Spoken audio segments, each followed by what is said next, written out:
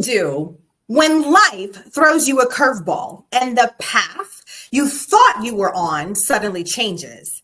For Dr. Sharnael Wolverton Sehon, this question became a reality when she faced serious health challenges that left her feeling trapped in a cycle of medication and despair. Welcome to Life Jacks, the Resilience Podcast. I am your host, Dr. Rowe. With a suitcase full of prescriptions and still no improvement in her quality of life, Dr. Sharnael found herself at a crossroads.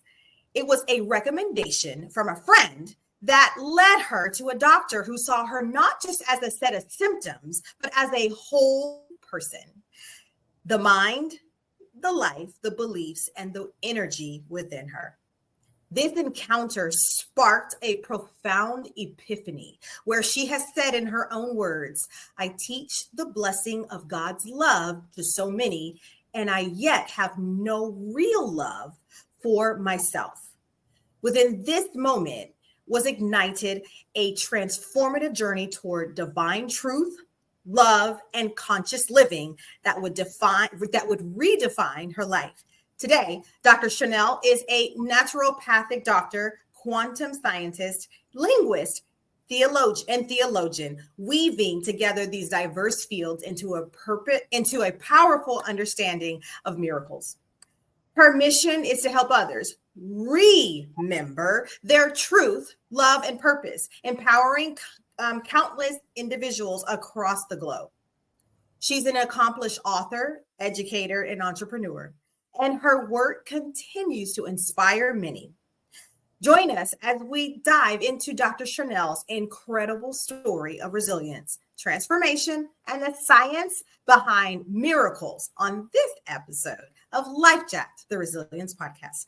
Hi, Dr. Sharnael. Welcome to my show. How are you? Hello, Dr. Rowe. So excited to be with you guys today. Thank you so much for having me. It's going to be a fun time. Absolutely. Okay, now, Dr. Sharnael, you are a naturopathic doctor. So for those of us who don't have any idea what exactly does that mean, could you share with the viewers exactly what is a naturopathic doctor and how did you get, other than, of course, your visit to the doctor, but what sparked your interest in this field? Because I've gone to the doctor, many different types of doctors. I've never wanted to be one of them, though. Yes. Yeah, good question. So I didn't know what a naturopathic doctor was either, to be honest. I grew up in a military household, and in the military pretty much does by the books, like the Western situation where you go and you do all the things that they say to do, and you have your annual checkup, and, it's pretty much, that's what it is. And that's what I grew up in. And it wasn't until I found myself in a pretty tight spot, not feeling well for about 6 to 7 years, which is a long time. And as a conference speaker and traveling as an itinerant conference speaker, I was on 6 planes a week and feeling really terrible. And I had, like you mentioned, an entire suitcase just in pharmaceuticals. And, that would be great if I was feeling better. But what I experienced was pretty much one thing led to another, and there would be side effects or symptoms, just from this pharmaceutical, and then that one and that one. And I didn't start out just taking 33 meds. I mean, I started out being, in whatever situation I was, and they were like, hey, try these 2 or 3 things, and then try these 2 or 3 things. And yeah, it got to be a little bit of mental gymnastics going on there too, because it was like, take this with food, take that with water, take these 2 together, never take these 2 together. This has to be in the morning and that's at night. And these are 3 times a day. And these are 1 time, it was just like, blah. I had this like map. And like you mentioned in the intro, I was teaching a course on dreams and visions. And the lady who was hosting me saw my little setup, with all my stuff in a row and, popping pills all day. I'm sure it looked really fun. And she was like, what is going on? And plus I didn't feel good, so it's one thing to not feel good for like a weekend, but it's another thing to not feel good for 7 years. It got to be where I was like, what's that? I said 7 years. Wow. Yeah, 7 years. it felt like I had the flu for like 7 years and I didn't want to go out. If you're sick for a couple days, you could kind of tell your friends, hey, I'm not feeling good. I'm going to have to skip this thing. But when that is your answer, every time they ask you, they kind of stop asking you. And when I would go, I would do my best to put on my game face and be like, I'm having fun and all this, but I didn't feel it. I'm not a good faker. And I'm sure everybody could feel the vibe that it was just not authentic. And so you get tired of pretending. I had 3 kids under 8 at the time as well, and earlier than that, even younger. And so wanting to stay in bed wasn't really an option, but that's kind of what I felt like doing. And towards the end of that 7 years, I was literally depressed. I had given up on the whole organized, situation with the Western medicine, everything. And so when this lady said, "Oh, I have this guy, you should go see him," la la la, I was like, "Yeah, deuces, I'm good. Thank you so much." And no. Right. Because you're so used to Western medicine, right? You're so used to what we do. We go to the doctor. There's this whole intricate design of, the doctors and then the specialists and the pharmaceuticals and then the therapy and that's what we do, right? And then they all work together. They refer each other. They have their little network. And then there's the other part, the insurance part, how fun they are. Yeah. And you mentioned the referral thing. So I would go and they wouldn't know. So they'd send you somewhere else. I mean, this is like time, money, taken off of work, Yes. being Right. away from kids and still like stuck in this cycle of like not feeling better. It was ridiculous. Right. Not to mention when we would go get like a refill, I would have to go sit in the sick area where I already had like a low frequency, didn't feel good. So I was opening myself up to like all the drama in the waiting room. And oftentimes I would literally just feel at least a little bit better, but I would go in and by the time I went home, I would feel worse because I would catch whatever critter was going on, in the office at the time. And again, so much money, so much time, so much mental, so much emotional, so much energy. So when she mentions, hey, go see this guy, I'm like, yeah, I'm good. And I kind of given up and it was really sad. But I just kept on, hearing about him and different things. Oh, he's so different. He's actually an MD. Okay. But I finally went in to go see him. And when I did, it's interesting because three weeks prior to going to see him, mind you, I was teaching a dreams and visions course. I kept having this dream that said, it's time to meet Will. So I was like, who's Will? Like, what's up with that? And I called my office and I'm like, am I scheduled to be teaching somewhere with a William or a Will, or, is there a church or conference or something, everyone's like, no. Yeah. And then after 3 times of that, I was just like, okay, so fast forward, I go see this guy. No, he's not Will. But one of the first things he does is he sits down and I'm looking around his office. He has like all these crazy machines, like, well, crazy to me at the time, but now a lot more mainstream, like red light therapy, hyperbaric chamber, EMF, infrared sauna, lasers, spooky. There was one called a spooky and one called a beamer. And, spooky. Yeah, right. It was a little spooky. And so I was just like, this in 2008 was like, no, I had not heard of it. I mean, maybe that was mainstream, but I'm seeing it a little bit now, and I'm still seeing some people who are like, I don't know what that is, but yeah. And, so I just want to ask you, so we could clear up things for people. So what are the key differences in between naturopathic medicine and then just regular traditional pill bottle container pills or liquid medicines? Yes, absolutely. So he is an MD, But what I found out really quickly is that he kind of is out the box when it comes to medicine. He's actually probably a real doctor, which by definition, doctor just means teacher. And he was there to teach me how to get to the root cause. And what he said was 86% of all physical issues are actually emotional issues, which they call that a conversion disorder. And so a naturopath will get to the root issues and deal with the issues versus an MD.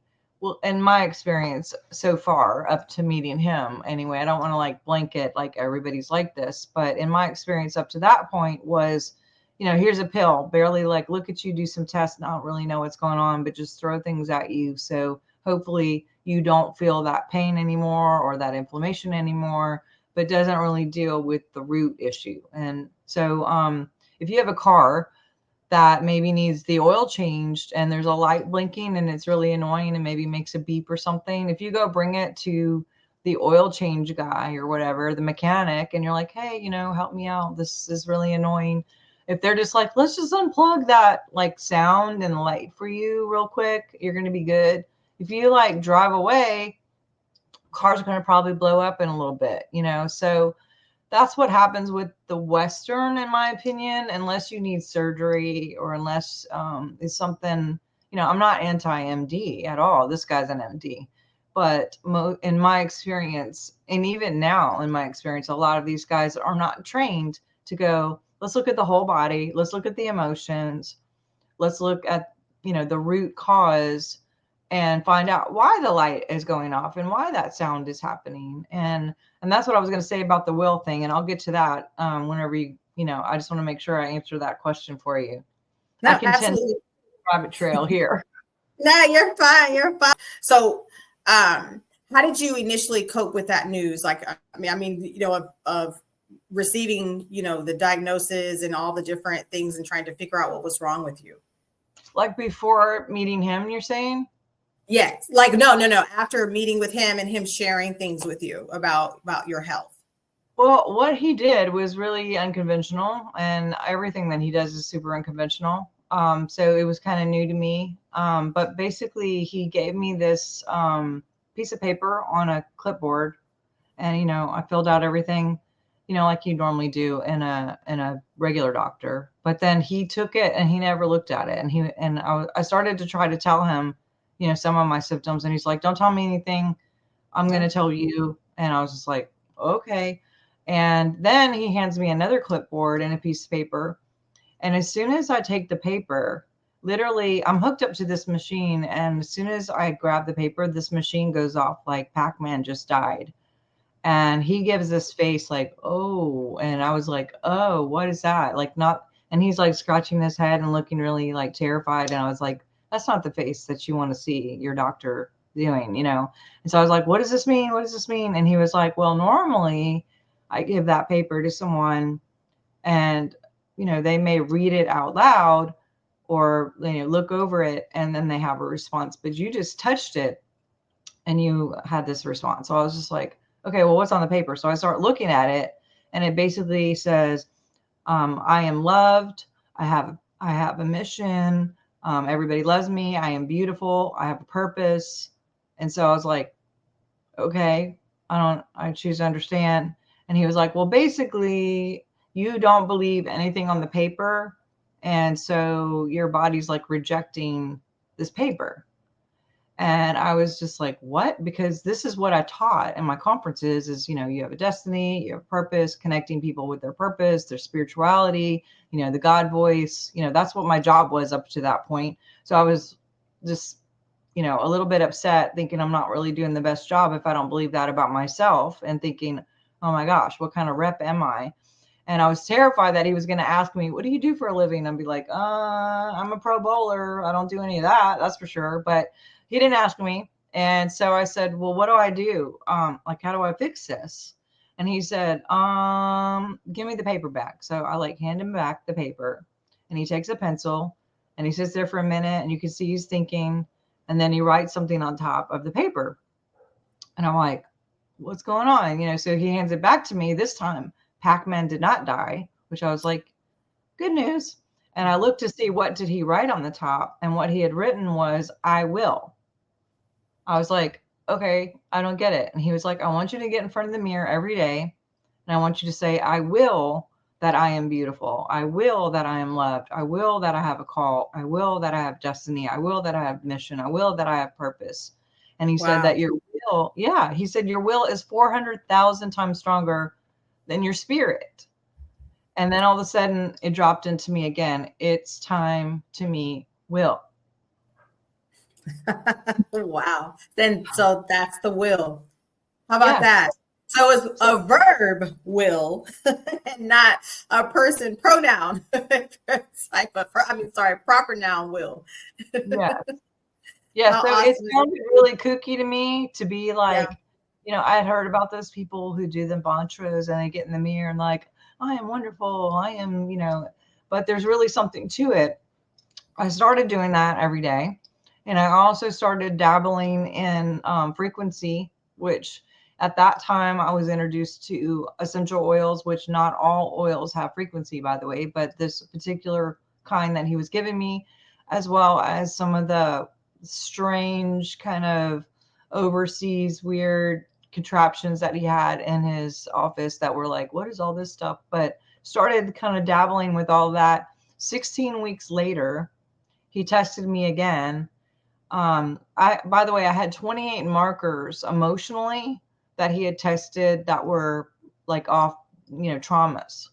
And I got that number down to 4. I got off 33 meds, and I dropped 80 pounds without changing my diet at all. 16 Wow. weeks. So when you found out that, when him saying with the doctor saying that a lot of things are emotional and a lot of our illnesses and diseases are, inside stem from an emotional place. And so did your understanding of love and self-acceptance, did it evolve somewhat during this journey? Yeah, I don't know if I even loved myself. I know that I did. I taught about it. I read about it, and I loved other people, but I don't even know if I loved people to the extent that I do now, because how can you give love if you don't have it for yourself in the first place? Yeah. And in my situation, just the act of going to him and doing the things that he said to do and reprogramming, I call it like positive brainwashing, is like reminding my mind, I am love, and I am beautiful, and I am destiny, and I have all those things. I had to entrain myself into that belief system. And the word Yeah. belief is to be alive in that, Uh, embody yeah. it. Is that the Yeah. reverse engineering kind of that you speak of? Yes. Yes. So Yeah. it started a path of kind of resetting the pace and kind of shifting gears and just doing this whole 180. And, we have a biofield. It's about 4 to 5 feet. And I started really studying like neuroscience and quantum physics. And I had already been studying that. So when he would talk about frequency, I was like, oh, well, this fits kind of with what I teach and what I've been studying. It was just kind of a shoe in, but it was just like a piece I had missed because I didn't see Mm. the connection to health really as much as I did, and really you can't pee in the pool and hope it doesn't get everywhere. Like there's no separation, right? It's like there's Right. no smoking section. If someone's Mhm. smoking over there, you can still smell it over here. So if Yeah. one area of your life in business really sucks and you're failing, then usually, stuff with your children or your spouse or whatever is going to be messed up too. There's there's a hint of it everywhere. So when we work on ourselves from the inside out and we really love ourselves, then that love comes out and it's felt and people feel it and they're like, oh, and there's this confidence and your body definitely changes. Yeah. Now, you've talked a lot about, what was happening with you and how you were doing the work on yourself, right? So do you believe that it's important to have a support system in building resilience? Absolutely. Because I think, I mean, look at this situation with my doctor. I thought I knew love. I thought I was teaching all this. And here he could tap into this like subconscious part that was a blind spot for me. And, you know, I personally believe in God and God being inside of us. And, you know, we're all very diverse and have our own, you know, technologies and different things that we do that are different and diverse from each other. And I think that that's by design. So we can help ourselves to some aspects, but we also need other people. And in essence, a community is huge. And even on a chemistry and immunity level, like there's a lot to that as far as, you know, being with other people and the chemistry of that and the endorphins and the serotonin and the dopamine and all the stuff bonding oxytocin. Like there's a lot to that. And when I'm not saying be codependent and like completely don't make any choices without like someone telling you it's okay. But also there is something to having your tribe and being able to kind of have a sounding board, or, you know, what do you think about this? Or sometimes just venting helps, you know, to say something out loud. I'm not a big person of talk therapy, but having a mentor, a coach, or someone who's going to see you in the end, like already in the miracle state, and then helping and being honest with you and truthful about where you are, because maybe you don't know, you know, you don't know what you don't know. Excuse me. Yeah. Now, in your experience, are there any key elements that contribute to building resilience in difficult times? I mean, do you believe it's something that's innate automatically and you're born with it, or do you think it can be developed over time? What do you think about that? Well, they have proven that there are some ancestral DNA that is a little bit more of a stickler for enduring certain things. But also, I do believe you can develop anything if you're willing and you're able and you have a good support system. Anyone can change if they truly choose to change. It's about choice again. It's about that willpower and setting your mind to it and setting some action steps into it.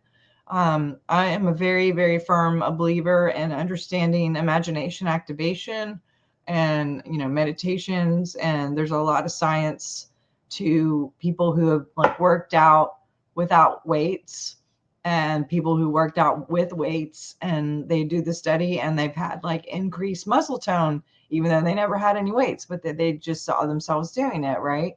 But there's also like action steps. You're not just going to sit on a couch and meditate all the time and hope your bills get paid and hope that everything's fine. And, you know, all the world is just going to be perfect just because you meditated. Right. So I think that God and action is important, you know, love and action, doing the steps and, you know, calling that friend or going to see that person and paying attention to that little small voice that kind of leads you to go like, hey, take that class, call that lady, get a coaching session, go see her, don't go see her, you know, and just following that. Now, you have a book.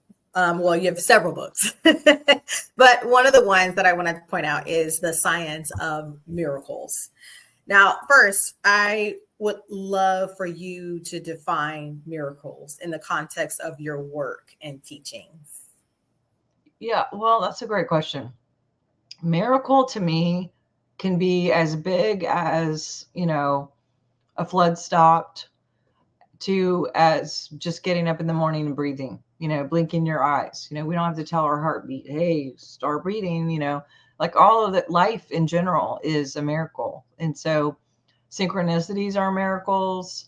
You know, I don't know if you've ever like thought about someone and then they call you. Like, I'm like, oh my gosh, that's kind of cool, you know, but we have all these technologies that really, maybe aren't honed in as much or taught from a young age. I wish they would, but miracle can be very big and very small. And again, I think it goes back to listening to that little small voice and allowing that little small voice to get super big until it's like just normal that you follow that like a GPS, your God positioning system.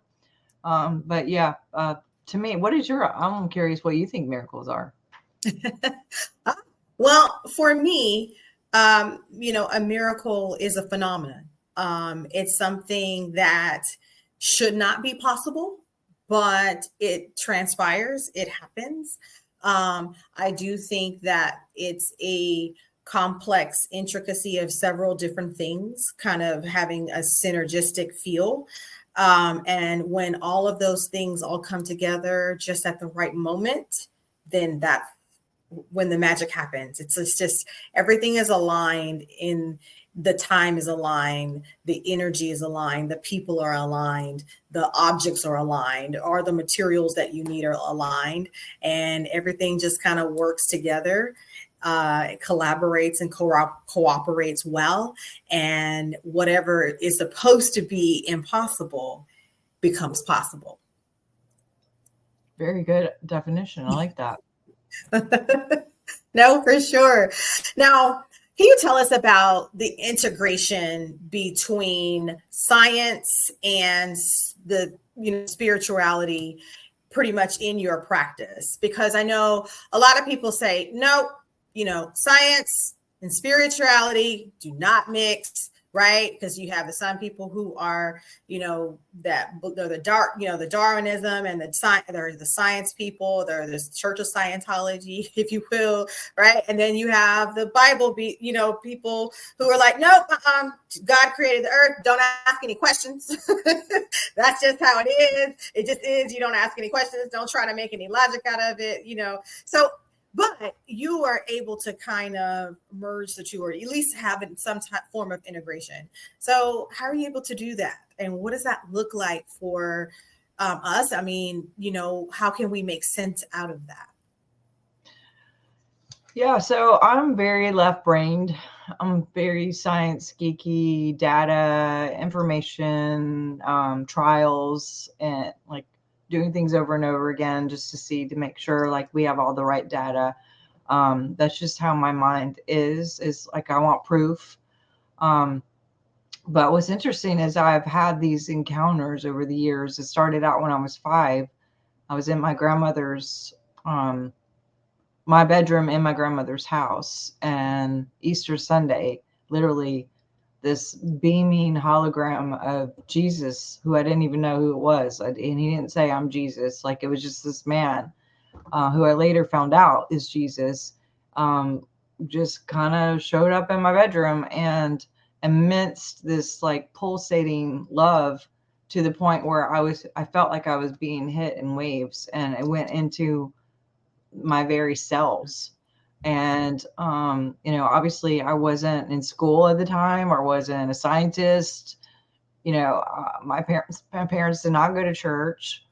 No one had ever told me about Jesus. I didn't even find out until like first or second grade who the guy was, because I went to a classroom and this lady had like this little statue, kind of bronze like person.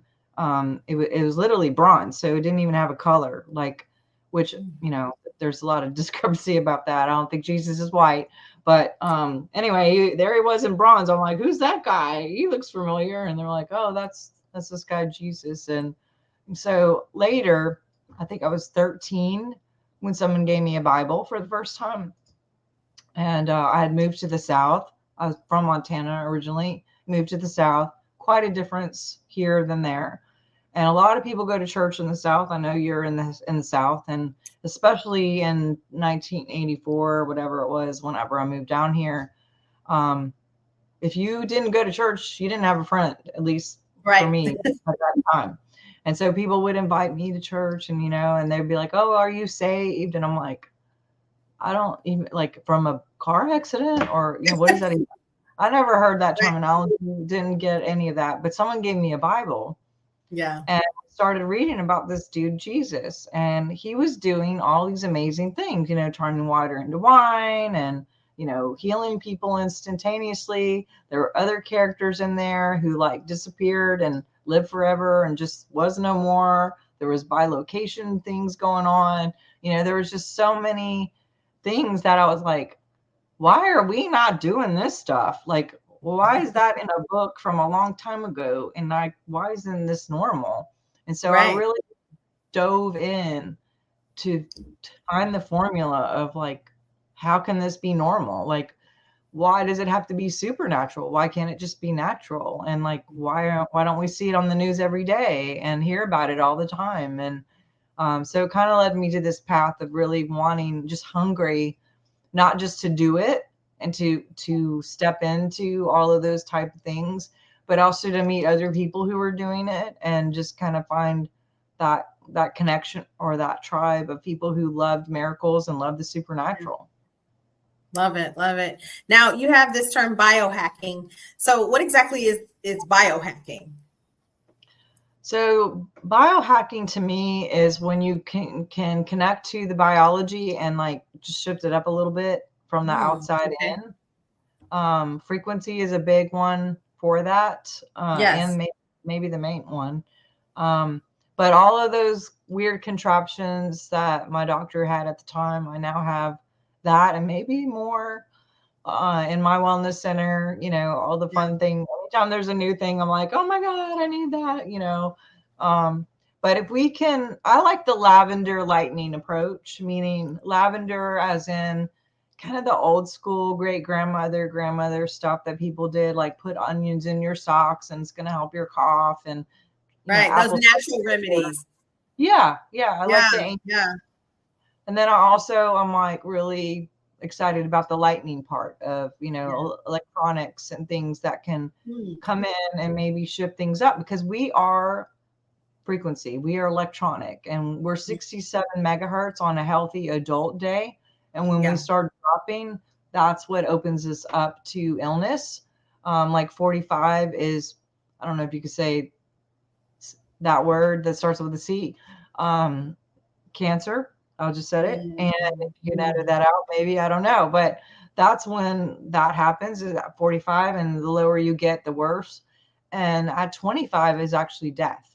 And it takes 3 Wow. weeks after death before we even have a zero frequency, which is kind of interesting. It's like what happens during that time. But if we can keep a high vibe, people are like, oh, high vibes, sending you vibes. There's something real to that, good Yeah. vibes. Like if we can keep Yeah. up in the frequency, then we could walk through the plague and like nothing will touch us. It's just fine, but No, there is something to that vibe thing. And I mean, I love that you are, explaining it in those terms that, what you said, where 67%, megahertz is that's where we're supposed to be. That's, a natural, healthy human being. Unfortunately, if you had to hear the C word in your life, that you mentioned, and that you're at 45, but I do believe that vibration that you talk about, that frequency, like where we're feeling, I think that, even if you want it to feel great, right? But if you're sick, you're sick. And then I know that at times, people are sick and they still have a smile on their face and they're trying to push through. But I do believe that there are days, even within being sick, probably that your frequency and it's probably a little high and it dips and kind of ebbs and flows a little bit. There's probably peaks and valleys within that. But I do believe in that energy, right? And that vibes. And when people say, I'm sending you good vibes, or ooh, I get bad vibes from, whatever it is. And I really do believe that is true. That you can have a sense of things, and that I believe our bodies sense things. And it's something in that. Now, I know before you mentioned that there's all these different types of machines and contraptions, and even in your wellness practice. So, what are some of the machines, if you will, that are available within your practice? That and what do they do, and how can they help? Us with our health and wellness journeys, if we find ourselves life jacked by these mystery or strange random illnesses out there, especially these autoimmune diseases. I mean, they have just run amok. I mean, and I'm not talking like when you become 70 plus, I mean, I'm talking, these are autoimmune diseases that are infiltrating our babies, our 5-year-olds, our 4-year-olds. So anyway, back to my original question. So Yes. you have different types of machines and things in your office. So what are a few of them that you have, and what exactly do they do? Yeah, my top two favorite would probably be ozone therapy and biofeedback. Um, I mean, there's not a lot of people doing ozone therapy, but it is a favorite of mine, and it just has to do with having that extra molecule to cause a charge in the body. It also detoxes, clears the receptors, puts ATP in the cells. There's just a lot that it does. And then biofeedback, I really like because I can do it in person, but I can also do it remote, believe it or not. And at first I was just like, what do you mean you could do this remote? But that same doctor had gotten this technology maybe 6 years ago. And he was like, hey, I just got this new stuff. Can I practice on you? And I was like, okay. And I kind of forgot about it. And then I texted him like 3 weeks later and I was like, hey, did you ever do that thing? Like, whatever happened? He's like, oh gosh, I'm sorry. I forgot. I'll get to it. Still forgot about it. Then one day I came home sitting in my couch. It was like 2 in the afternoon. I came home for a late lunch. I was just sitting there. All of a sudden I was like, wow, I'm super tired. And I was like, what? I felt like pregnant tired. And that's a lot. And I remember telling my husband, like, I wonder if he's doing that thing. And next thing you know, I'm out. I was just like stone cold, sitting up on my couch in the middle of the day, lights on, kids going in and out the house from school, 2, 3 o'clock, dogs and cats running around. I mean, slept through it all. When I did wake up, and by the way, I never take naps. I cannot sleep during the day. That is just not, I don't, that's not in my makeup. If lights are on, there's no, even with like turning the lights off, like if there's Yeah. daylight, ain't Yeah. happening. Just, so, I grabbed my phone when I came out of it and I was like going to text him to say, hey, did you do it? And saw he had texted me at like 5 minutes to 2 and said, hey, I'm about to do this. And it plumb Oh, knocked me out for hours. And so I was like, oh, that's kind of scary yeah. because if they're And using you weren't in the office, you weren't hooked up to something, nothing. no. Wow. And my left brain was like, no way, and what's crazy is he did it again like a week or so later, but it happened at 5 p.m. this time, did the same thing. And then the third time he did it, it did the total opposite. It actually had cleared so much and detoxed so much that I was like high. I mean, I was like running around. I mean, not high in a crazy way or anything, but I had so much energy. I was cleaning. I got rid of like 23 bags of like clothes and garbage and just stuff to give it away. Like all my procrastination list was like check, check, check, check, check. I mean, I was living on like 4 hours of sleep and I was like, oh my God, I feel so happy. I'm doing things. I have so much energy. I was working out.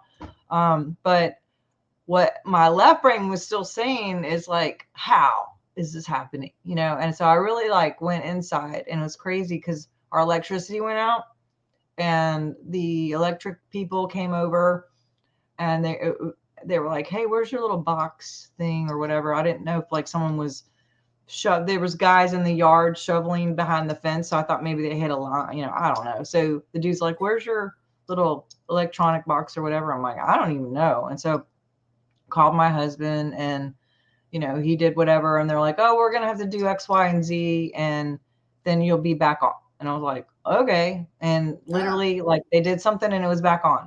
Then what happened is literally 2 hours later, 3 hours later, I was in my Jeep and my satellite radio went off. And I was like, what the heck? And it had like this 800 number. So I like call, I get on the phone. The guy's in yeah. like India and he's like, hey, pull over, turn your car off, turn the radio off. We're going to beam this thing to you and then it'll come back on and you'll do whatever. So I was like, okay. So I wait 5 minutes, did everything, turned it back on. Boom, it's happening. I'm like, how's this dude doing this from like India? Then I go Yeah. home, literally Ah, same day. My direct TV goes out. And so I was like, okay, call the number on the screen, same thing. Some guys somewhere else in another country. He's like, okay, turn this off, do this, blah, blah, blah, turn it back on. We're going to send you a signal. I'm like, dude, okay, I'm starting to get this now. It only took me 3 times, but everyone's like beaming me from other countries and stuff's happening. It's like, okay, I see what you're doing, God.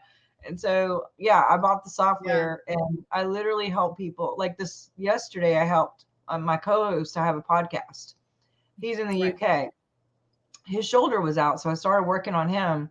He immediately feels better. And then I had a patient come in, so I had to take him off this software and put her on the software. And he literally texted me on my WhatsApp. He's like, hey, did you just stop it? I was like, oh my God, like it's that tangible that people feel it. Had another patient yesterday. She's in New Orleans. That's an hour and a half from here. And I was like, hey, I'm going to do this. Da, da, da, da, da. Didn't tell her when or whatever. And she called me at like 5:00 last night and was like, hey, were you doing anything at like 3:00? I sent her a screenshot of the time that we started. It was 3:00. And like, she was like, I was just wondering. Yeah. Cause she said I had my last client at 2 and then I started getting really sleepy. And at 3:00, I was like, I have to go home. And she went home and went to bed for the night. So I was like, it doesn't always work like that. It's going to get better the more integrated you get. But yeah, it'll tell you diagnostics. It'll tell you hormones, chiropractic, major organs. It'll look into brain scans. It'll look into psychic issues, electronics, like if your computer is bugging you or your Wi-Fi, it'll tell you different things for like 5G. I mean, there's like 30 some reports that tell you different things that are going on. And then it will customize frequencies that you need based on those reports and send them back to you. So you're not just getting beamed and you don't know what's going on. I actually do a consultation over the phone and I go, hey, these are the things we found. This is what we're working on. And then I like to, as a naturopath, look at things too and say, you know what? It's also showing you're deficient in vitamin D. Maybe take a vitamin D, or if you're not grounded, get outside, go in the, get out of your office. It'll tell you sleep more, turn off the TV, that kind of stuff. So some ways to kind of help people. So you hear that, viewers out there, or if you're listening on the audio version. So you can sign up for a biofeedback session with Dr. Sharnael. So Dr. Sharnael, who is the perfect candidate for this biofeedback, and how do they get started? How do they get set up? That's a great question. I have all kinds of people. I have people who have like mystery illnesses and they've been to everyone and they're like, we just need help. Like, we don't know what's going on.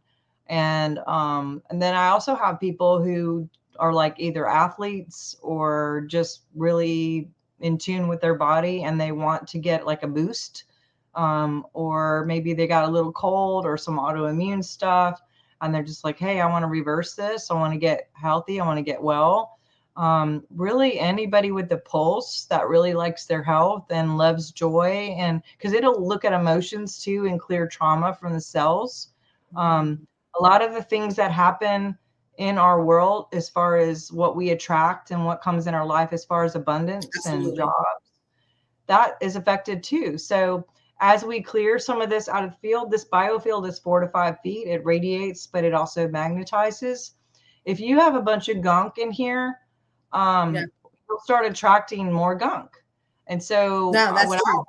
Right. So if you clear that out, we've had people who like got a new job or a new partnership or a new boyfriend or a new wife, or we've had people who got proposed to, but there was a block and they didn't even know what was going on. And we were able to clear that, and not saying like, hey, let's clear this so you get a proposal. We're clearing it just to clear it. And then the proposal happened and we're like, oh my God, my boyfriend finally proposed after 5 years, or I got that check in the mail. This guy owed me money. Because again, whatever shows up in this field, we can see it diagnostically. And once you start clearing all the negative energies, I know it sounds woo-woo, but literally we start collecting and attracting or magnetizing more positive things. Right. Wow. Well, hopefully you listeners and viewers out there, you will contact Dr. Sharnael so that she can find out what's blocking you in your biofield and life jacking you and keeping you from, reaching your potential or living your best life possible. So, what advice could you give or would you give to someone who is struggling to find just that love and self acceptance, for themselves? Yeah, I read this book by Og Mandino that talks about the miracle of life, and that was a big shift for me. I had a 17-year eating disorder, did not like myself. I had struggled with like just addictions and trying to like shove things down so I wouldn't feel, and did not like myself whatsoever. But, working with my doctor, reading this book, kind of coming into that remembering love situation, started realizing all the different hurdles that happen for even a person to even make it here through conception is kind of a big deal, especially now these days. It's even higher risk to actually get pregnant and have a baby these days. So when I started really realizing like, oh my God, like God put me here for a reason. I'm different than everyone else. You're different from everyone else. You have a call that I may not have. We're also diverse and we need each other and we work together as a collective. Like Yeah, your voice matters. Everybody matters. And we need absolutely. all of us on board, like full on, like in your highest to really get through all of this and to be our best. So, in your opinion, what is the best way to build resilience?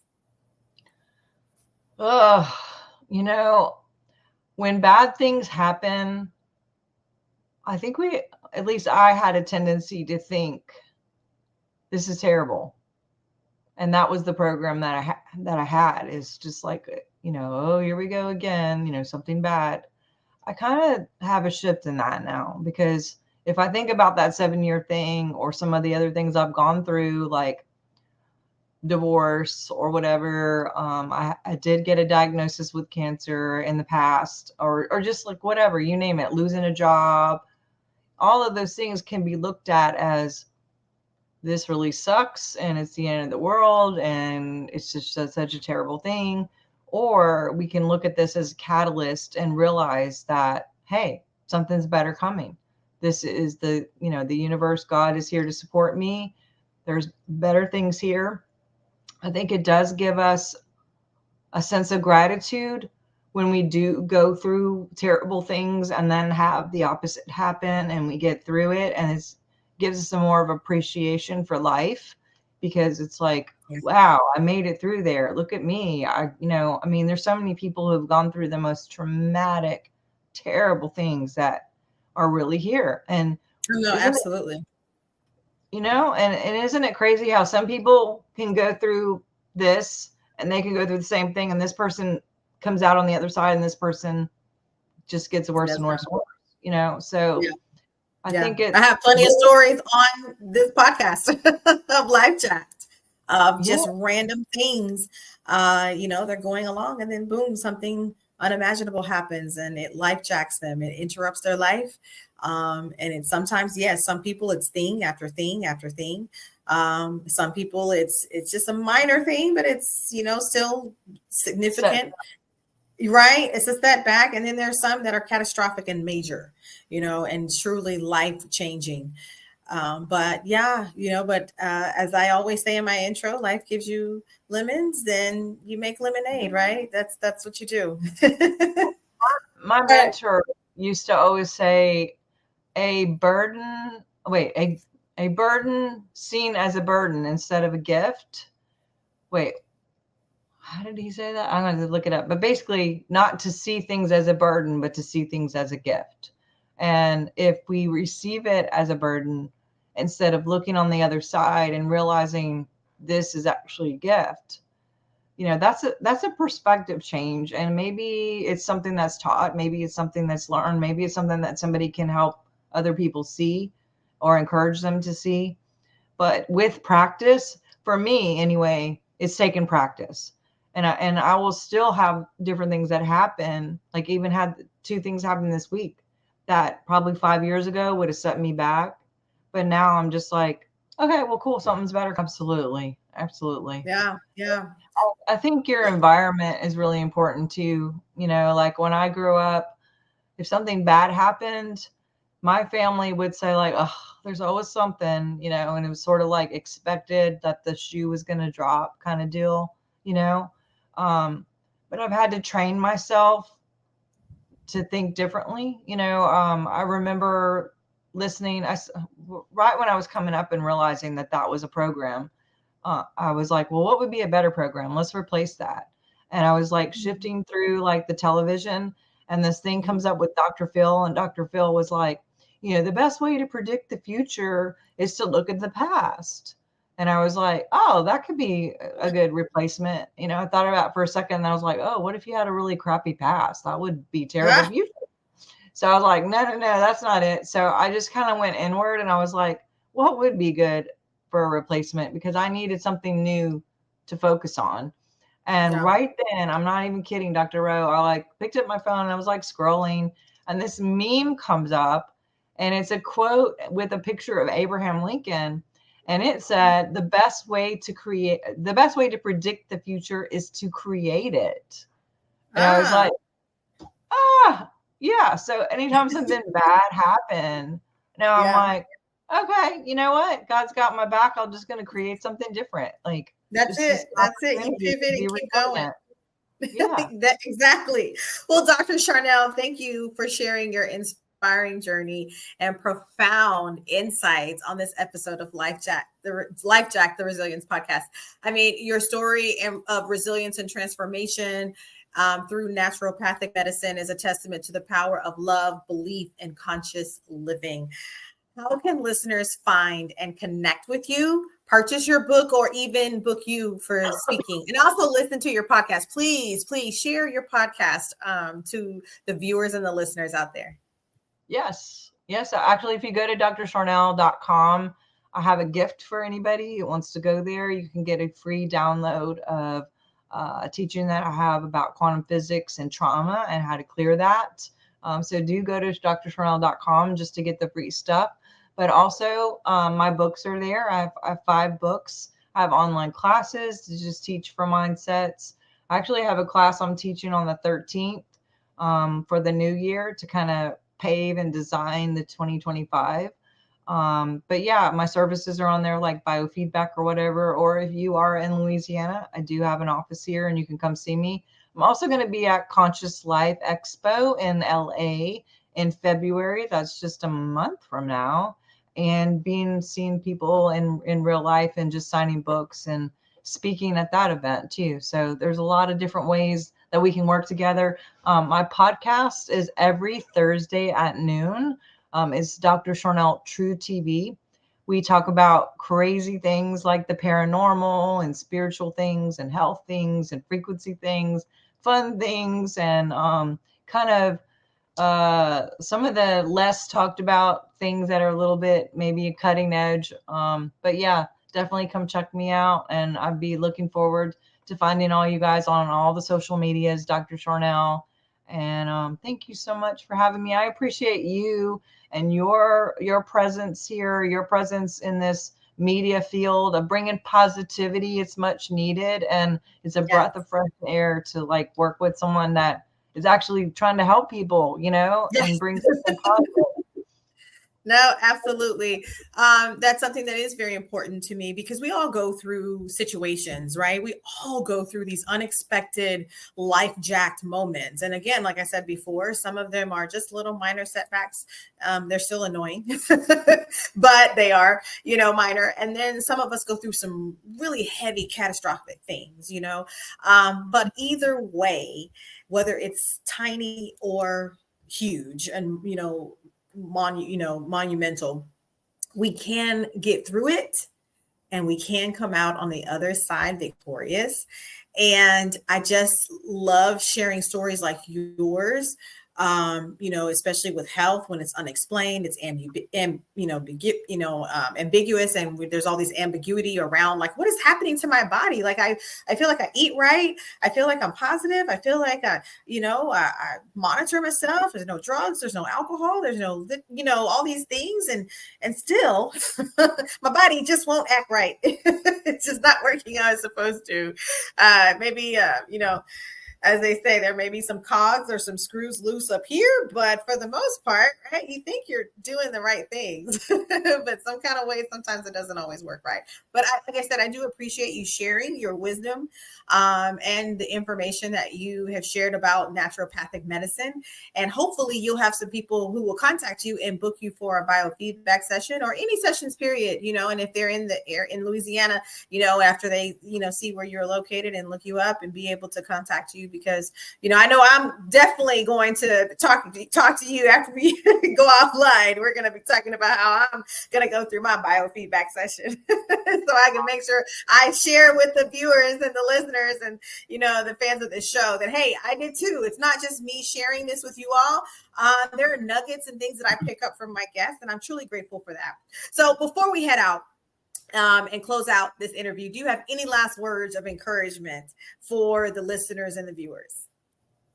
I would just say live true, follow that intuition, follow that inner guidance, because that is what's going to get you your highest. Anything less than love contains self-sabotage. So always, just follow the love, follow that intuition that's within here, which is love. And you're going to see the fruit of that. Well, I am grateful to you, Dr. Sharnael, and I hope that as the listeners and viewers reflect on the wisdom that you shared, that they feel empowered to embrace their own journeys, cultivate resilience, and perhaps even discover the miracles in their lives. I wish you and your family nothing but blessings and abundance for this new year. Happy New Year, and please take care. Dr. Sharnael Wolverton Sehon, everyone. Be sure to join me next time for more uplifting stories and insights on resilience. Until then, keep pushing forward, embrace the journey, and remember that every setback leads to a greater comeback. Dr. Rowe, signing off.